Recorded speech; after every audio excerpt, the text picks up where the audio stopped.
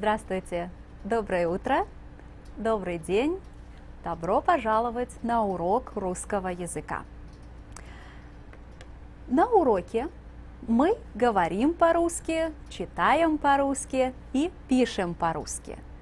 Сегодня на уроке we will be talking about days of the week, months, seasons, and all the other things that go with the topic calendar. Календарь. Календарь. This is the theme for today's class. Let us begin with days of the week. Какой сегодня день недели? Do you recognize this question?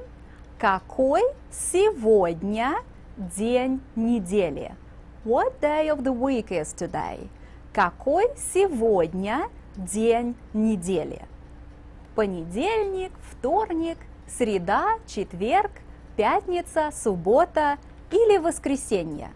Какой сегодня день недели? Well, let's take a look at the names of the days of the week. Понедельник, вторник, среда, четверг, пятница, суббота, воскресенье. You remember that in Russia, the week begins on Monday. Понедельник. Понедельник is the first day of the week. Понедельник. Then comes вторник, which simply means the second day of the week. Вторник. Then comes среда. Среда takes its name from the Russian word середина, middle. This is your middle day. Среда.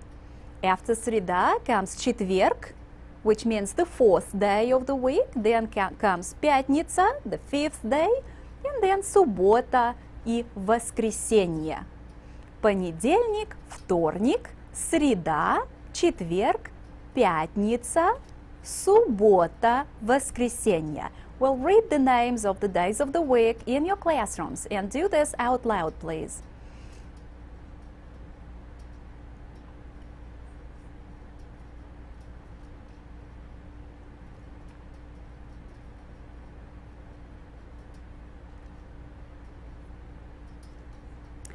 Хорошо, хорошо. Now let's go back to my original question. Какой сегодня день недели? Сегодня. And now name the day.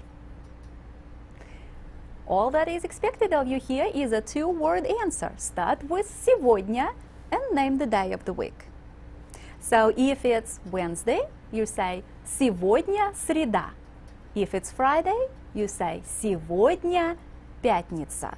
But the question you need to be able to recognize is какой сегодня день недели? День недели means day of the week. Какой сегодня день недели? Хорошо. Now that we reviewed the days of the week, let's talk a little bit about divisions of the day.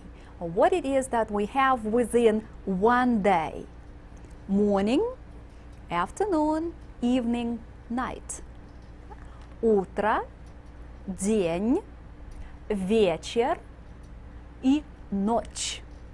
Let's take a look at these words. Утро, morning, день, day, afternoon, вечер, evening, ночь, night. Утро, день, вечер и ночь. Well, these are interesting words. Look at утро and tell me which gender is this word?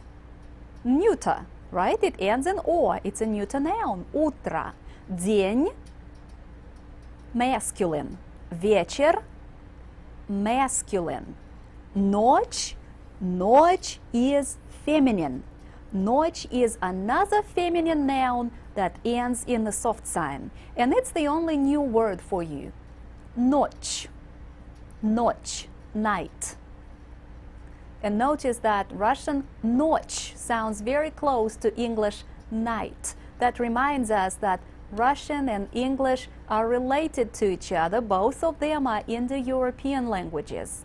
English belongs to the Germanic group, Russian belongs to the Slavic group, but still these two languages are related. Both of them are Indo-European languages, and there are words in our languages that remind us about this relationship, and ночь is one of them, night. Утро, день, вечер, ночь. Хорошо. Now let's talk about time. Который час? Который час?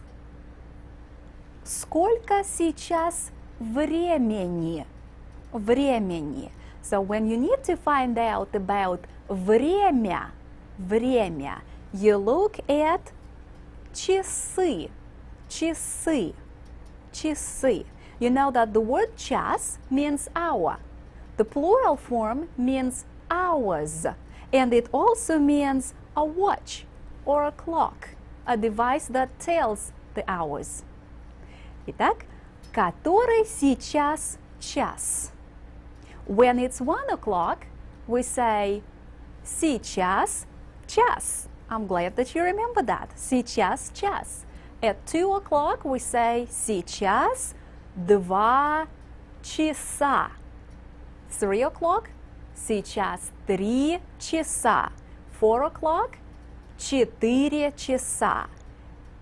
But what do we do when it's 5 o'clock? We say сейчас 5 часов. And the ending changes. Сейчас 5 часов. Let's take a look at this. Итак, сейчас час, сейчас 2 часа, сейчас 3 часа, сейчас 4 часа. When we reach 5, the ending on the noun always changes. Сейчас 5 часов, 6 часов, 7 часов, 8 часов, 10 часов, 11 часов, 12 часов. Хорошо.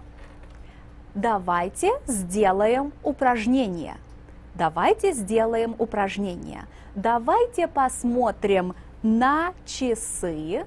Мы посмотрим на часы, и вы мне скажете, you will tell me, вы мне скажете, который сейчас час. Итак, посмотрите, пожалуйста.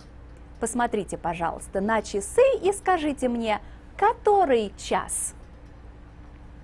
Сейчас 6 часов. Сейчас 6 часов. Хорошо.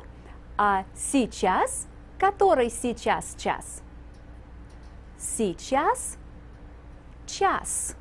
And we don't even need the word один, because час is a singular form and it already implies that it's only 1 o'clock, 1 hour. Сейчас час. Хорошо. А сейчас который час? Сейчас 4 часа. 4 часа. Хорошо. А сейчас который час? Сейчас 2 часа. 2 часа. Хорошо. А сейчас который час? 5 часов. Сейчас 5 часов. Ну, хорошо. Хорошо, молодцы. Сегодня вы хорошо отвечаете. Сегодня вы хорошо говорите по-русски. Прекрасно. Very good. Прекрасно. Итак, we have already reviewed days of the week, divisions of the day, we talked about the hours, and now weather. Weather. А как по-русски weather? Погода. Погода. Давайте поговорим о погоде. In fact, every day we talk about the weather. We ask other people about the weather, or we describe the kind of weather for other people. This is one topic of conversation we cannot escape from. Погода.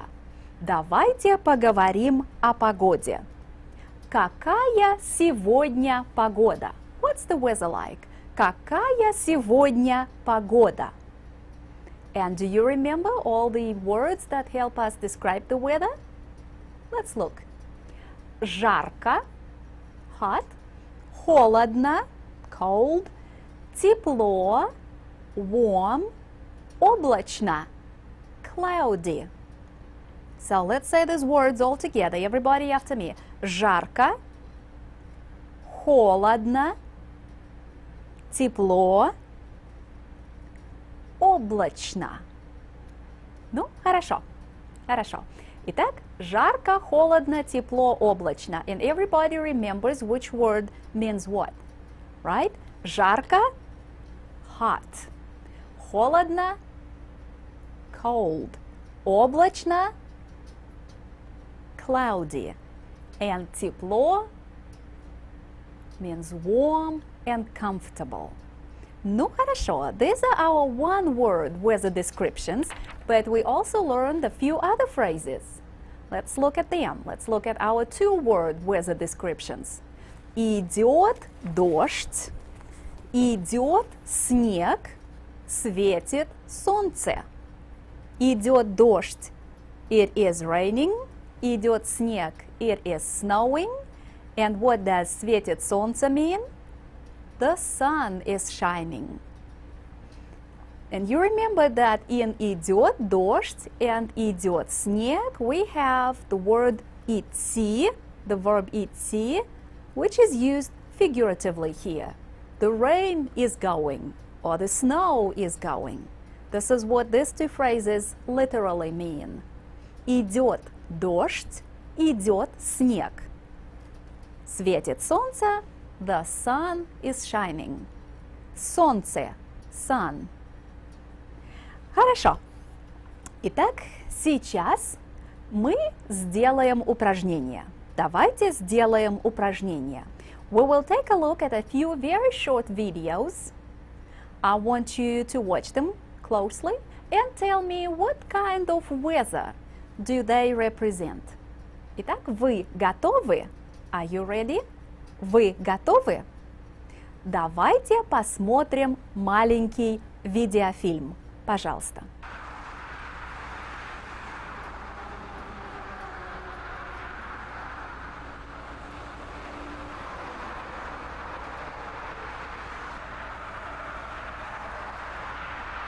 Ну, хорошо, хорошо. Скажите, пожалуйста, какая сейчас погода? Сейчас идет дождь. На улице идет дождь. You remember that when we describe the weather, we very often begin with на улице, outside. The weather happens на улице. На улице идет дождь. Хорошо. Давайте посмотрим второй видеофильм. Пожалуйста.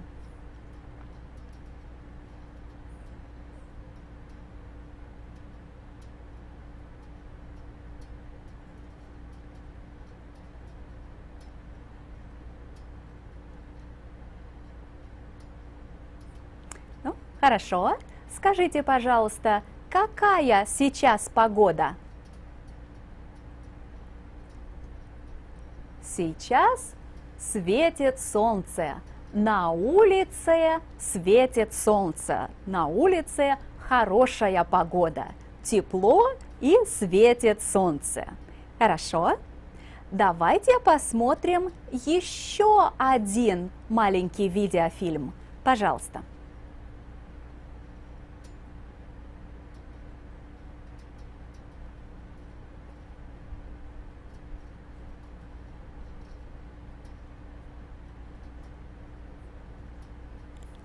Хорошо. Скажите мне, какая на улице погода? На улице идет снег. На улице холодно и идет снег. Ну, хорошо. Хорошо. And of course, if I were to ask you, какая у вас погода? Какая сейчас на улице погода? Everybody should be able to describe the kind of weather you are having today at your location. Сегодня на улице. And then you give me a weather description. And you will be practicing with this during your next conversation class. Be prepared to talk about the weather. Хорошо, хорошо. Давайте сделаем упражнение. Возьмите ручки или карандаши, тетради и давайте сделаем упражнение. I want you to very quickly translate this paragraph from English into Russian.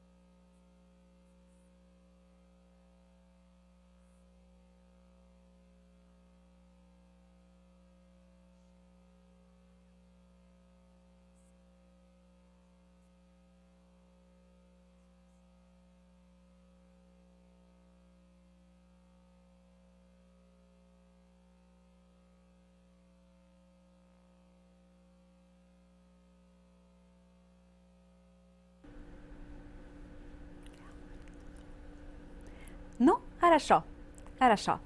Итак, вы уже сделали это упражнение. I hope that everybody had enough time to complete this translation exercise. So let's take a look at what you should have in your notebooks. Today is Saturday. Сегодня суббота. Суббота. Сейчас утро. На улице тепло и светит солнце. Сегодня суббота. Сейчас утро. На улице тепло и светит солнце. So we gave a complete description of this day. Сегодня суббота, сейчас утро, на улице тепло и светит солнце. Хорошо. And to go one more time over all the weather descriptions, over all the weather vocabulary that we have mastered, let's listen to these weather dialogues. I want you to take a look at another short video insert. Please follow all the dialogues, all the conversations very closely. Пожалуйста. Алло? Привет, Татьяна. О, привет. Как дела? Хорошо, спасибо. А как у тебя? Тоже хорошо. Какая сегодня погода? Сегодня на улице холодно и идет дождь. О, очень плохо.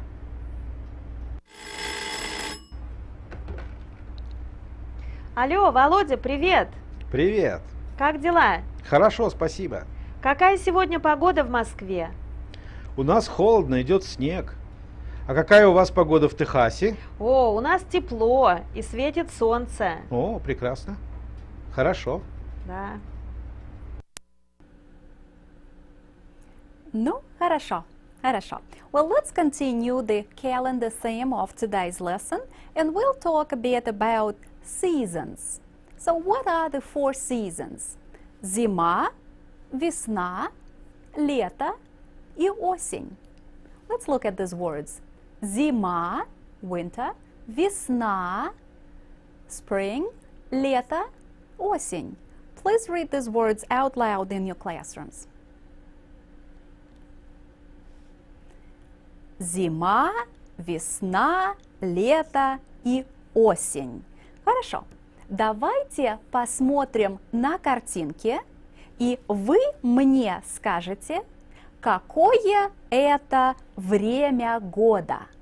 Итак, посмотрите, пожалуйста, и скажите мне, какое это время года? Это лето. Это лето. А это зима. А какое это время года? Это весна. Хорошо, а это осень. А что это? Какое это время года? Это зима. А это лето. Это лето. Хорошо. And now let me ask you, какое сейчас время года? Now, let's look at this question. Какое сейчас время года? Время года по-английски season, time of the year. Какое сейчас время года? Сейчас. And now name the season. Ну, хорошо. Хорошо. So, весна, лето, осень, зима. Now let's look at the months. Итак, посмотрите, пожалуйста. Зима. What are the winter months? Декабрь, январь, февраль. And the Russian names of the months are very close to the English names. Декабрь, январь, февраль. Let's look at the spring months. Март, апрель, май. I want everybody to repeat after me. Март, апрель, май. Let's move on to the next season. Лето. Июнь, июль, август. Июнь, июль, август. And finally, the fall months are сентябрь, октябрь, ноябрь. Сентябрь, октябрь, ноябрь. Хорошо. And again, I want to ask you, какой сейчас месяц? Какой сейчас месяц? Month. Сейчас. And you should name the month. Сейчас. Did you say it? Let's try one more time. Сейчас. Ну, хорошо. Хорошо. This is all very easy. And of course, I want you to practice more with the names of the months. So let's talk about день рождения. Birthday. День рождения. Day of birth. Birthday. День рождения. Когда? When? Когда у вас день рождения? У меня день рождения в сентябре. Let's look at this. У меня, at me, by me, and again we are using this possessive construction. У меня день рождения в, and now you should name the month in the prepositional case with the year ending. У меня день рождения в сентябре. If your birthday is in December, you say у меня день рождения в декабре. All those who have their birthdays in March say what? Should say what? У меня день рождения в марте. And all people born in August should say у меня день рождения в августе. Хорошо. Well, in case your birthday is this very month, I would like to say to you с днем рождения. Look at this. С днем рождения. What does this mean? Happy birthday. You know, Russian holiday greetings very often begin with the preposition с. С днем рождения. And the Russian people too have a custom of sending birthday cards. And Russian birthday cards carry this greeting. Let's take a look at them. С днем рождения! С днем рождения! What is the Russian word for holiday? You remember that? Праздник. Праздник. The letter D in the middle here is mute. It doesn't give us any sound. Праздник, a holiday. Праздник. So what's the most generic holiday greeting? С праздником. С праздником. Happy holiday. This greeting is perfect for any kind of holiday occasion. С праздником. Happy holiday. С праздником. And let's look at a few holiday greeting cards. What do they say? С праздником. С праздником. Ну, хорошо. And there's one more phrase that we need to take a quick look at. Congratulations, or I congratulate you. Поздравляю. This greeting is perfect not only for holidays, but for special occasions. Someone made an A on a very difficult test, or a friend of yours is graduating from, say, high school or college, and you say, поздравляю. When you are conveying your greetings on behalf of a group, you say, поздравляем. We congratulate you. Поздравляем. So let's look at these cards. Поздравляю. Поздравляем. Ну, хорошо. Хорошо. So we talked a lot about all the calendar-related things today, and we practiced with our special greetings. Хорошо. So right after this lesson, work on your additional exercises, and then, yes, I do have homework for you. It comes from your textbook. On pages 186, 189, please read Review Lesson 2. Review Lesson 2 is an overview review lesson for lessons 6, 7, 8, 9, and 10. It will remind you of all the grammar and all the vocabulary things that you learned from lessons 6 through 10. And then on page 190, work on exercise 7. I want you to complete this exercise. Complete this exercise in writing. So it's on page 190, exercise 7. Ну, хорошо. Сегодня мы очень много говорили по-русски. Я спрашивала, а вы отвечали. Итак, сегодня мы много и хорошо работали. Поэтому большое спасибо и до свидания.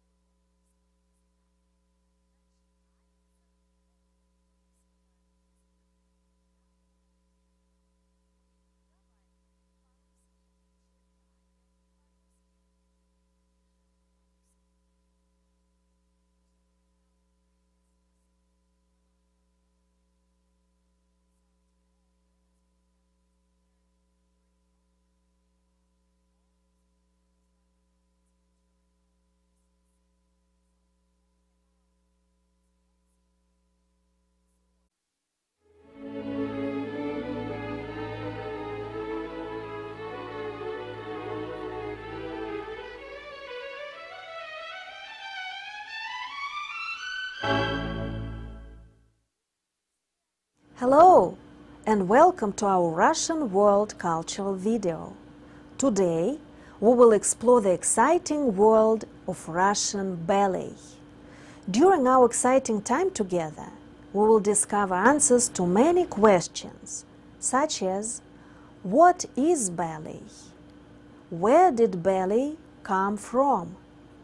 How did the Russian ballet influence the Western world?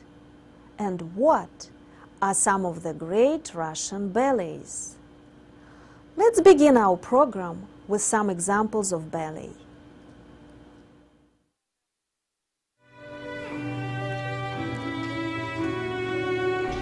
Dying Swan,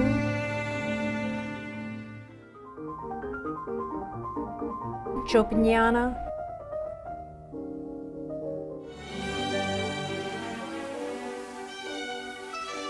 Paquita,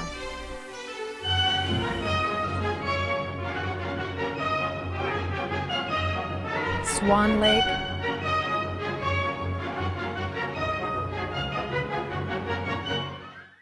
What is ballet? Ballet is a form of theatrical dance that uses formal set movements and poses characterized by elegance and grace. This dance form is usually combined with other artistic elements such as music, costume, and stage scenery. An individual work or performance is also called a ballet if it features ballet dancing. A ballet may tell a story, express a mood, illustrate the music that accompanies it, or simply portray movement. Where did ballet originate? Ballet originated in Italy in the 1400s and 1500s during a cultural movement called Renaissance. Subsequently, in the 1600s, Paris became the center of the ballet world. Many of the terms used in ballet are French. As such, it is ballet's international language, just as English is the universal language of sports and Latin is the universal language of medicine. How is ballet different from the other forms of dance? There are 5 fundamental positions of the feet that are learned by the ballet student. Each of the positions features the characteristic that distinguishes ballet from all other forms of theatrical dance. These characteristics are the turnout or the turned out leg. They are illustrated here. First position, second position, third position, fourth position, and fifth position. Ballet dancers perform many movements that are difficult for the body. Skilled dancers can perform complex turns, making magnificent leaps and maintain control whether moving slowly or with great speed. Some dancers are known for their dramatic and expressive skills or for their sensitivity to music. Male dancers were once known primarily for their leaps, turns, and skills at partnering ballerinas. They now have gained recognition for their flexibility, high kicks, and other feats. Female dancers were once known for dancing on point with the support of special shoes. On point means on their toes. Now female dancers are more versatile. How did ballet become popular in Russia? More than 2 centuries ago, the children of serfs were taught dancing in St. Petersburg in order to perform for the Tsars. Thus began what is known as Kirov Ballet. Several times in history, St. Petersburg was considered as the ballet capital of the world. During the 1800s, a number of choreographers and dancers settled in Russia. Choreographers are those who arrange the steps and movements that form the complete work.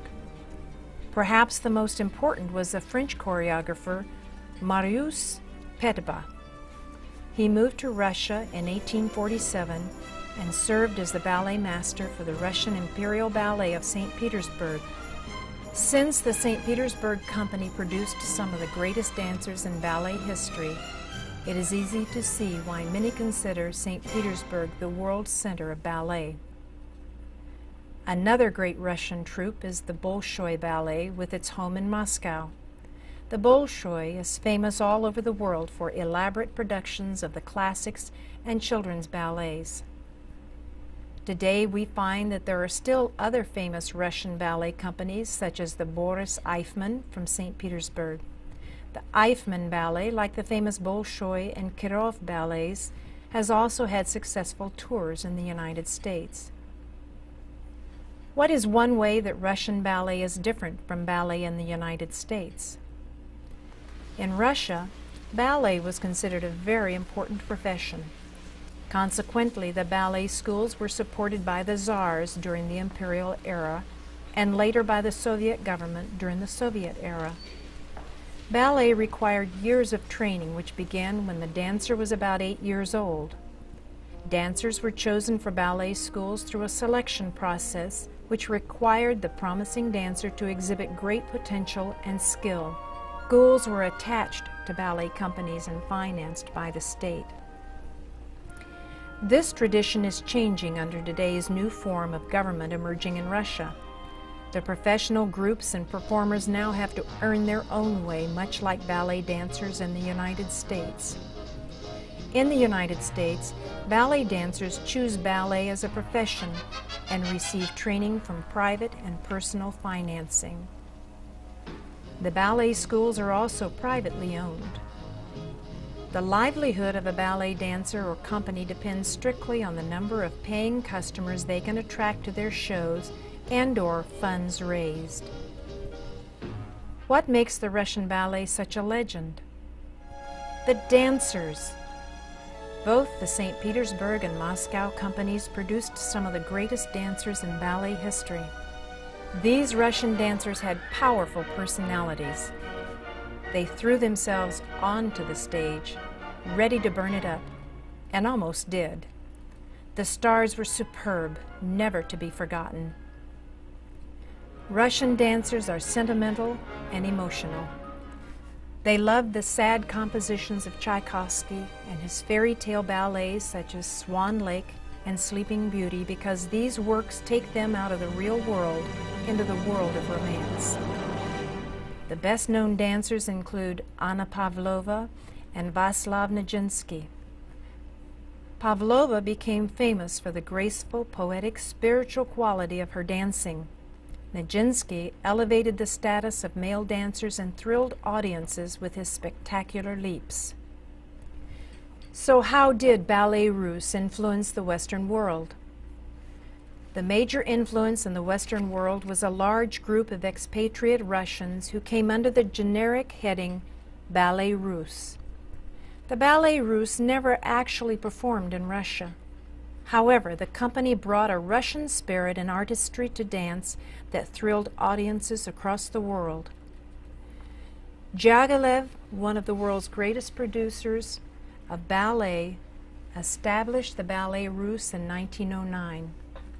Dyagilev was interested in new developments in ballet and attracted some of the most important modern artists and composers of his time to collaborate on ballets. His choreographers and dancers included George Balanchine, Michael Fokin, Leonid Massin, Vaslav and Bronislava Nijinsky, Tamara Kasavina, Alexandra Danilova, and Alicia Markova. Dyagilev combined the best composers, costumes, choreographers, and magnificent set designs in his ballets. One of Dyagilev's choreographers was Michael Fokin. Fokin had the opportunity to combine the elements of storytelling, pantomime, displays of technical dancing, and all other elements of a ballet into one harmonious whole. For the Ballets Russes, Fokin created one of the first one-act ballets without a story, Chopiniana, to music by a Polish composer, Frédéric Chopin. In the first decade of the century, Dyagilev introduced culture to the West. He brought his spectacular ballet company to Paris, London, and to the United States. The Ballets Russes broke up after Dyagilev's death in 1929. His dancers and choreographers joined companies in many parts of the world, and they influenced ballet wherever they went. What is the Ballet Russe de Monte Carlo? Diaghilev's last and chief choreographer was George Balanchine, who founded the Ballet Russe de Monte Carlo in 1932. This company performed principally in the United States and produced traditional revivals and featured Russian and American dancers. One of the stars and prima ballerina of the Ballet Russe de Monte Carlo was Madame Natalie Krasovska. She is a third-generation ballerina. Her grandmother was a soloist with the Bolshoi Ballet in Moscow, and her mother was a member of the famous Diaghilev company. My grandmother, who was born Countess Sologub. Vladimir Sologub is quite known Russian poet, and she is the one who always wanted to dance.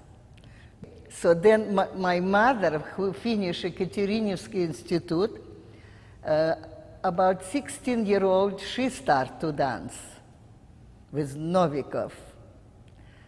And she danced with Diaghilev company, Ballets Russes de Diaghilev. Madame Krasovska is internationally known as a teacher of the classical Russian tradition and has danced or worked with such outstanding choreographers of the century as Massin, Nijinsky, Lefar, Balanchine, Yushkevich, Franklin, and Vokhmina. When I was born, when my mother was married, I was born, of course, right away I wanted to dance. They say 2-year-old, I already been dancing around and just want to dance. And I had some private classes when I still was in Moscow. I studied there. Then when I came to Paris, finally visa came, and I came to Paris. And I start with very famous prima ballerina of Russia, Olga Preobrazhenskaya. So all of us, you know, Russian girls who had a little hard time, that Russian family has a very hard time at that time because lost everything during the revolution and was no money, we all was very poor. And Madame Preobrazhenskaya used to teach us for free. And then, 1935, I get to Ballet Russes de Monte Carlo, and right away I have a very good contract for 5 years, and as a soloist, first soloist at that time. So I already have some nice roles to dance. And Michael Vokhmina was the choreographer. And then Madame Nijinsky, I always feel that how lucky I was. At that time, I didn't really maybe appreciate or realize to work with Michael Vokhmina, Madame Nijinsky, George Balanchine, Leonid Massin, and also for Spanish, the great Argentinita. And all these people, I think we all was so lucky to work with such a great people. And I have also great partners, like I dance with Massin himself, with Anton Dolin, with Igor Yushkevich, Frederick Franklin, George Zorich. Oh, it's so many, Johnny Gilpin. I have really great partners, and I love them all. Oleg Bryansky, we danced a lot. Acclaimed by critics for her impeccable technique and expressive characterizations, she has achieved her greatest success and highest praise as Giselle. Later, when she retired from dancing, she founded the Krasovska Ballet School and Krasovska Ballet Jeunesse of Dallas, Texas. As an artistic director, she produced Giselle. Now we see her students are dancing Giselle.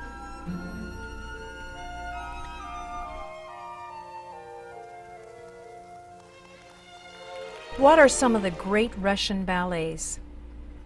The Nutcracker and Sleeping Beauty, with music composed by Pyotr Tchaikovsky, may be more familiar to some. but there are some others that are just as notable. Here we see one of Krasovska's gifted students, Glinda Norcross, dancing Dying Swan. This ballet is the most famous of all dramatic solos for the ballerina. The Dying Swan is the last minute in the life of a stricken swan. Slowly trembling, trying to hold on to life for a brief last fight, but then giving up, she dies. The ballet only takes about 2 minutes to perform. Dying Swan is just as popular today as when it was first performed almost 100 years ago in St. Petersburg, Russia. This dance became the symbol of the new Russian ballet. It was a combination of masterful technique and expressiveness. It was proof that the dance could and should satisfy not only the eye, but penetrate the soul. Another famous Russian ballet is Swan Lake. Swan Lake has been danced by almost every ballet company in the world since it was first performed in the Bolshoi Theater in Moscow in 1877. Andrei Ustinov and Elena Martinson, former Kirov stars and also students of Madame Krasovska, are dancing Swan Lake. Musically, and as a dance drama, Swan Lake is undoubtedly the most popular of all classical ballets. Why is it that Swan Lake has been so consistently popular with both audiences and dancers for so long a time? We find the answer in Swan Lake's romantic and tragic story. She is a princess of the night. She is all magic, a creature of the imagination. She is queen of the swans, a beautiful bird, except for a brief time between midnight and dawn, when the mysterious sorcerer allows her to become a beautiful woman. In the world of the sky and the water, she is at home. But in the real world, where romance is possible, she seems to be lost. She has no control over her destiny. Ballet in Russia is the heir to almost 250 years of continuous tradition. The ballet is not native to Russia, but it was the Russians who developed it to a degree that made the world aware of its beauty. Pavlova, Nijinsky, and the great dancers of the Ballet Russe de Monte Carlo truly brought ballet to the world. Later, ballet in the West was also enriched by the immigration of Russian dancers such as Rudolf Nureyev and Mikhail Baryshnikov. Today, Russian dancers continue the tradition that makes Russian ballet the best ballet in the world. We will remember the Russian ballet for its highly complex, refined, and elegant style, its great Russian dancers, composers, and choreographers, and the beauty and magic of the Russian ballets.